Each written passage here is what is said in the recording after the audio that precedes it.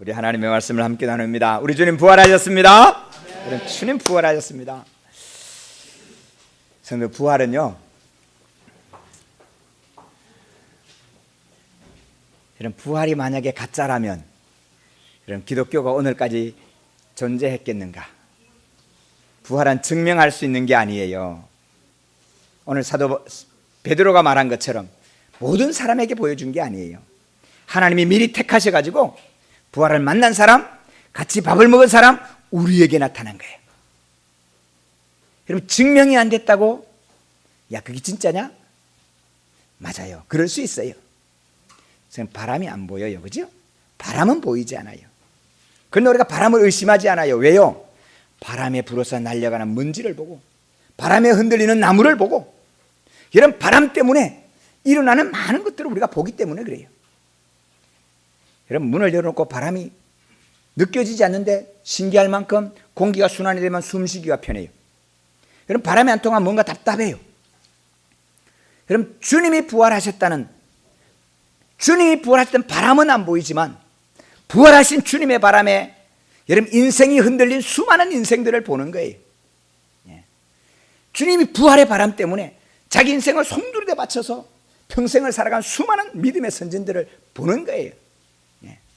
우리 보면서도 잘합니다. 여러분, 부활절은 우리 믿음 가운데 최고의 절기입니다. 최고의 절기. 여러분, 세계 모든 종교가 다 뭐가 있냐 하면 여러분, 교조의 생일이 있어요. 탄신일이 있어요. 지금 우리 거리에 나가보면 석가탄신절에서 쫙 연등을 걸어놨는데 대한민국이 불교국가 같아. 그러나 부활절은 우리 믿음을 가지고 있는 우리에게 밖에는 없어요. 어디에도 부활절은 없어요. 지금 국가가 모든 걸 관장하는 시대니까, 그래서 크리스마스는 기독교로, 석가탄신은 불교로 조금 이렇게 정책적으로 약간 이렇게 구분시키는 게 있어요. 왜냐하면 이쪽을 다 줄 수는 없으니까. 그럼에도 불구하고 우리는 기억해야 돼요. 크리스마스보다도 우리는 부활절이 더 큰 명절입니다. 할렐루야. 여러분, 더 큰 명절이에요. 부활이 없다면 우리 믿음은 아무것도 아니고 헛되다. 오늘 우리 교동문 나눈 대로 고린도전서에 말하는 거예요. 부활이 없다면 너희가 살아난 것도 헛되시고 예수가 살아난 것도 아무것도 아니다. 성도, 눈에 보이는 게 전부가 아니고요, 이 세상이 전부가 아니에요. 우리 주님 십자가에서 여러분 말씀하신 그 말씀을 우리 기억해요. 우리 부활의 주님이 있기 때문에. 저는 이 부활절 집사람은 지난 한 주간 금식을 했어요. 저는 40일 동안 커피 금식을 했어요. 오늘 아침 커피를 마시면서 할렐루야. 커피 한 잔 가지고 뭘 그래? 맞아요, 별거 아니에요. 근데 하나님 얼마나 감사한지, 이 부활의 감격이, 주님이 부활하셨다는 것 때문에 주님이 이렇게 말씀하죠. 첫 번째 주님 말씀하시면 주여 저들의 죄를 용서하여 주옵소서. 그러면서 제 마음속에 하나님, 오늘 아침 이 부활의 아침을 맞아서 이렇게 노래하는 게, 하나님 제가 다 용서합니다. 할렐루야. 우리 성도님들 뒤에서 목사 흉본 거 다 용서합니다. 목사가 고집이 세, 지 혼자 알아서 하거든. 여러분, 다 용서합니다. 이제는 괜찮아요. 그것 때문에 신경 쓰지 마. 다 용서했다고 선언하잖아. 목사가 돈만 밝히고 말이야. 여러분, 10년 전부터 들어오던 얘기니까 괜찮아요. 다 용서합니다. 다 용서해. 여러분, 그것 때문에 신경 쓰지 마시.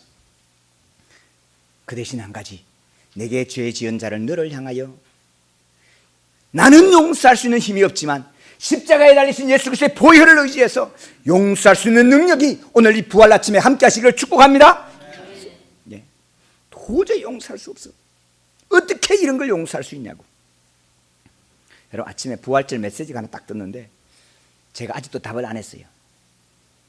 빤히 아는데 답을 안 했어요. 왜요? 어떻게 반응을 해야 될지 좀 생각을 해야 되는 사람들이 있어요. 그러나 제 마음속에는 그 사람이 어떻게 반응할까? 이것 때문에 조금은 기다리지만 제 마음의 생각은 이미 용서했어요. 할렐루야. 용서했어요. 여러분, 제 인생 10년을, 제 인생 15년을 거꾸로 꽉 처박게 만들었던 사람. 여러분, 10년이 처박히면 앞은 어떻게 되겠어요? 10년 전부터 제대로 갔으면 앞은 더 달라질 텐데 그러나 그럼에도 불구하고 여러분, 용서의 결단과 이 은혜를 주신 것은 부활의 주님이 있기 때문입니다. 할렐루야. 성도 여러분, 기억하세요. 예. 오늘 이 은혜가 우리에게 함께하기를 소망합니다. 예. 사랑하는 넉넉한 교회 성도 여러분, 부활을 믿으십니까? 믿는 줄로 압니다. 부활을 믿는 저와 여러분에게, 모든 성도에게, 여러분, 오늘 우리가 이 말씀을 전할 수 있기를 원합니다. 예수님 부활하셨습니다. 여러분, 이보다 큰 메시지는 없어요. 예수님은 그리스도십니다. 예수님은 주님이십니다. 부활하셨기 때문에 우리의 구세주가 되셨고, 이 부활하셨기 때문에 우리의 주님이십니다. 이제는 주님이시기 때문에 우리는 순종으로 기쁨을 누려갈 수 있기를 축복합니다. 베드로는 오늘 로마 백부장 고넬료의 초청을 받습니다. 이 고넬료는 예수님께서 다니시면서 행하신 모든 일들을 들었습니다. 알고 있습니다. 신기한 분이 계셔. 빵을 들어 기도했더니 5천 명이 먹었대. 죽은 자가 살아나고, 병이 고쳐지고, 열병이 떨어지고, 누워서 꼼짝 못하던 사람이 주님이 와서 기도하니까 벌떡 일어나서 물을 끓여오고 예수님 서빙을 할 만큼 건강해졌대. 그분이 돌아가셨다가 부활했다는데 이게 진짠가? 그래, 그 이야기를 누가 하디? 베드로가 하고 다녀. 그럼 베드로를 한번 초청하자. 그래서 온 가족을 모아놓고 베드로를 부른 거예요. 베드로가 갔어요. 맞습니다. 우리 주님 죽은 자도 살리고, 우리 주님 빵을 5천 명을 먹이기도 하고, 우리 주님 놀라운 역사를 행하셨는데, 그것은 여러분이 아는 바와 같이 성령이 함께 주셨고 하나님이 함께 주셨기 때문입니다. 그런데 우리의 구원은 그것 때문에 오는 것이 아닙니다. 사랑하는 성도 여러분, 오늘 우리에게도 기도의 응답이 있습니다. 얼마나 응답이 많습니까? 예. 우리 교회가 옮겨간다는 얘기를 할 때 아마 제일 아쉬운 사람은 우리 강원호 집사님일 것 같아요. 왜요? 이 교회를 직접 지으면서, 예, 우리 김지만 집사님 끄떡끄떡 하시는데, 우리 집사님 이 교회가 어떻게 지었는지 집사님은 옆에서 다 같이 보셨으니까. 2월 28일 마지막 주에 여기 기공 예배를 드렸는데, 기공 예배는 드려놓고 한 발짝도 나가지를 않는 거예요. 돈이 없으니까. 그러다가 우리 교회 오셔서 1년 반을 섬기고 떠나시던 장로님께서 3천만 원을 헌금하고 떠나셨어요. 그 3천만 원을 가지고 우리가 헌금 꼭 모아놨던 거 800만 원, 우리가 모은 건 800만 원밖에 안 돼. 그래서 3,800만 원을 들여서 그때 판넬만 올리고 지붕만, 가시오만 씌우는 것으로 3,800만 원에 계약을 했어요. 공사를 시작하고 눈물로 기도하고 기초가 놓이던 날 많이 울었어요. 참 신기하게, 여러분, 빔이 100파이프, 빔도 아니죠, 100파이프가 100cm 100cm 이런 사각 파이프가 요 기둥마다 들어가 있어요. 그 기둥을 올려놓고 지붕을 딱 올리는 날, 서산장로교에서 이번에 건축하는데 우리가 1,500만 원 보내겠습니다. 입당 예배할 때 가지고 가겠습니다. 그러더라고요. 그래서 제가 전화를 했어요. 목사님, 입당 예배할 때 가지고 오는 것도 좋은데 공사할 때 미리 당겨주시면 더 좋겠습니다. 받으면서도 참 희한한 목사가 다 있어요. 참 고맙게도 1,500만 원을 보내주셨어요. 집사님 뭐 할까요? 목사님, 바닥에 보일러를 여면 이게 참 좋습니다. 넣으세요. 바닥에 보일러하고 벽이 올라갔는데 안동교에서 당에서 결정해갖고 그냥 1,000만 원. 집사님 뭐를 할까요? 벽돌을 붙이면 인테리어가 필요 없습니다. 벽돌 붙이세요. 여러분, 시찰에는 동안교에서 1,000만 원 보내줬어요. 집사님 뭐 할까요? 그래도 천장에 된조는 칩시다. 된조 붙였어요. 여러분, 그래서 이 공사가 1억 2천 공사가 끝났어요. 성도님, 우리는요, 우리끼리 그러면 안 돼요. 다 도움받아서 지은 거예요. 여러분, 벽돌이 어떻게 온지 아세요? 벽돌을 주문했더니, 벽돌을 주문했는데 이거보다 좀 못한 걸 주문했어. 돈을 아껴야 되니까. 근데 이 아저씨가 싣고 올 때 잘못 싣고 온 거예요. 더 좋은 걸. 근데 싣고 왔는데 우리가 원래 주문했던 거 그거 가져오세요 그러면 이거는 여주까지 싣고 와야 돼. 여주까지 갖다 놓고 또 싣고 와야 돼. 더 좋은 거 싣고 와놓고 비는 거야. 목사님 어떻게 하면 좋아요? 그럼 저는 얼굴을 심각한 표정으로 왜 시킨 걸 안 가져왔어요? 속으로는 웃으면서 괜찮아요. 그래서 200도를 붙인 거예요. 여러분, 하나님의 놀라운 은혜가 있어요. 성도 여러분, 그러나 기억하세요. 이런 수많은 기적을 보고도 우리는 우리의 구원은 이 기적 속에 있지 않다는 사실을 기억하셔야 돼요. 죽은 자가 살아나도 여러분 그 속에 우리의 구원이 있지 않아요. 여러분, 우리의 구원은 십자가에 달려 돌아가셨다가 부활하신 예수 그리스도 안에 있는 줄로 믿습니다. 십자가의 부활과 부활에 여러분 이것 외에는 우리의 구원의 길이 놓이지 않아요. 성도 여러분, 병 고치는 거요, 서울대 병원에 가면 고치는 사람 더 많아요. 목사 안수에서 고치는 것보다 서울대 병원에 고치는 사람 더 많아요. 그렇다고 구원이 서울대 병원에 있는 게 아니에요. 여러분, 우리가 쭉 기도해서 이거 1억 2천 겨우 지었어. 그게 구원이 있는 게 아니에요. 강남 사람 이러더라고. 야, 그거 내가 지어줄 수 있는데. 한 방에 지어. 그 사람들 집을 파니까 우리 교회 같은 거는 4채가 나와. 집 한 채가 10억이야. 그 속에 구원이 있는 게 아니에요. 우리의 구원은 예수 그리스도의 십자가의 피 흘림과 부활 속에 있는 걸 믿으시기를 축복합니다. 부활의 주님을 만나고 우리가 딴 길로 가겠습니까? 여러분, 로마에 가면 코바디스라는 교회가 있습니다. 여러분, 이 교회 가보니까 이렇게 우리 교회 한 3분의 2 정도밖에 안 돼요.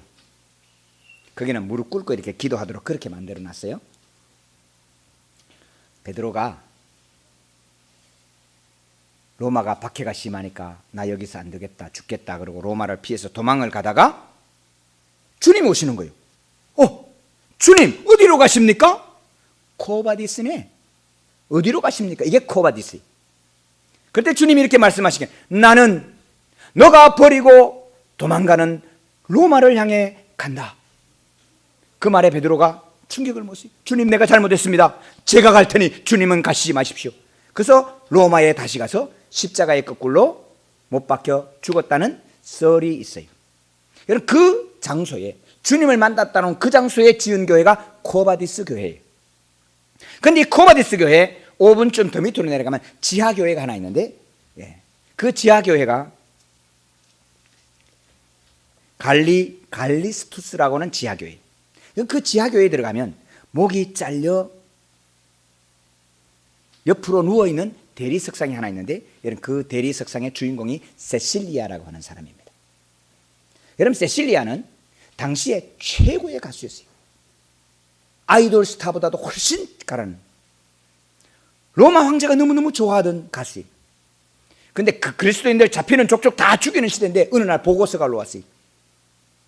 그리스도인 가운데 세실리아가 들어있고 잡혀왔습니다. 오늘이 처형날입니다. 황제가 너무 충격을 받았어요. 직접 갔어요. 가가지고, 세실리아야, 난 너 노래 너무 좋아하는데 지금이라도 예수를 부인하면 내가 너 살려주겠다. 그 세실리아가 이렇게 대답합니다. 전에는 내가 황제를 위하여 노래를 불렀지만은 지금은 그럴 수 없습니다. 내 속에 그리스도를 향한, 그리스도를 찬양하고 노래해야 되는 그 내 마음 속에 이 뜨거운 마음이 있기 때문에 이제는 옛날의 노래를 부를 수 없습니다. 그래서 목 잘려 죽은 그 형상을 대리석으로 만들어서 지하교회에 놓고 있는 거예요. 사랑하는 성도 여러분, 진실로 사랑하는 사람을 만났고 진실로 찬양해야 될 사람을 만났는데, 여러분 옛날로 돌아가겠습니까? 옛날 인생을 살겠습니까? 부활한 주님을 만난 사람은 옛날 사람으로 살아갈 수가 없습니다. 사랑하는 성도 여러분, 많은 사람은 나의 기적을 이야기합니다. 내게 나타난 기적을 이야기합니다. 그러나 베드로는 이렇게 이야기합니다. 오늘 39절 40절, 우리는 유대인의 땅과 예루살렘에서 그가 행하신 모든 일의 증인이라 그를 그들이 나무에 달아 죽였으나 하나님이 사흘 만에 다시 살리사, 할렐루야, 다시 살리는 거예요. 예수님이 죽었다가 다시 사신 이것 이외에는 여러분 우리 복음의 핵심이 없는 거예요. 내가 죽었다 살아났어, 내가 기도했니 이런 기적이 나타났어. 여러분, 그렇게 말하는 사람들은요, 제 마음속에 들리는 소리 하나가 있어요. 별별 기적과 응답을 다 얘기하는 사람, 이 사람은 돼지바위 같이 조그마한 소리로 자기 이득이 걸리든지 자기 자존심이 걸리면 그리스도를 부인할 사람이다. 여러분, 베드로가 누굽니까? 예수님을 3년 동안 따라다녔던, 3년 동안 그냥 한 번씩 만났던 게 아니에요. 3년 내내 같이 먹고 같이 자고 같이 말씀을 듣고 기적의 빵을 날라주고 죽은 자를 살린 걸 옆에서 지켜보고, 우리 장모님 열병으로 쓰러질 때 주님 오셔서 고친 것을 옆에서 경험했던 사람이에요. 그런데 그 베드로에게 조그마한 계집아이 하나 와서 너 같은 편이지? 아닌데? 너 같은 편 맞잖아. 아니라니까. 아니 맞는데? 저주하고 맹세하여 그러되 아니라 그랬어요. 수많은 기적을 경험하고 죽은 자를 살려도, 그것을 옆에서 경험해도 내 십자가가 올 때는 도망갈 수밖에 없는 것이 연약한 인생이. 내가 3년 동안 예수님 따라다녔는데, 성도 여러분, 우리 주님은 사람을 외모로 보지 아니하세요. 너가 담임 목사냐?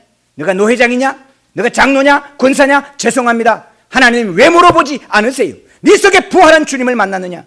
부활한 주님을 만난 게 없으면 온갖 경험을 다 해도, 너가 죽었다 살아나도 미안하지만 그지바이 같은 음성에도 주님을 부인할 수밖에 없는 연약한 인생이라, 그런 말씀.